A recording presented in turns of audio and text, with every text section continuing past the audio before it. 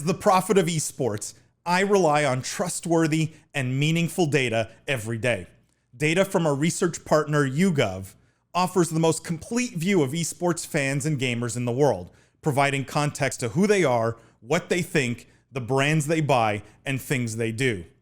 YouGov's connected insights and research services inform strategy at every level.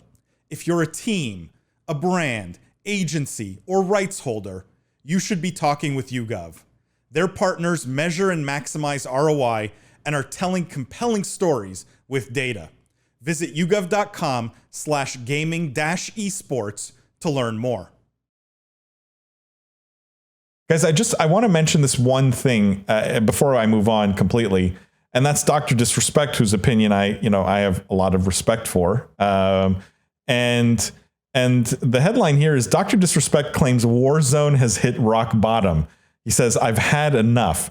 He blames Caldera, which I guess is the map, and boring updates for the Battle Royale's decline. He's quoted, he says, Raven Software's title has finally hit rock bottom after more than 18 months of decline. He says, "I've had enough," the two-time declared to his YouTube fans in a recent stream. "I think I'm switching over right now. Warzone is just not going to do it for me." And he says, "I'm just not in it. I haven't gotten into it since this map was introduced. I'm just not into this game. It's insane. I'm literally not interested in Call of Duty right now. This might be the least interested I've ever been for this game. It may just be the way the game looks, the situation of the game right now, and the design of this map." He says, "I can't get into it, not at all." Quick question for all of you, but I don't want to spend a lot of time on this. We talk about influencers driving player bases for all these games, right? And we talk about game launches and how important all these influencers are. Does Dr. Disrespect's voice and opinion here change anything for COD's potential or future, or right? And I look at my list of streamers that I follow, right? I've got a monitor here with all the streamers I follow on Twitch, for example. Not a single one playing COD or Warzone. Not a single one. Yeah.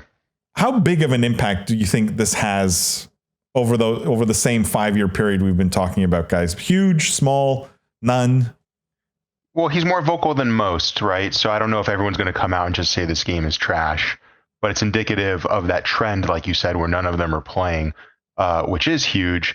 And coincidentally, who happens to also be developing a new FPS title that maybe wants to, take some light, right, and take some press and put it onto that.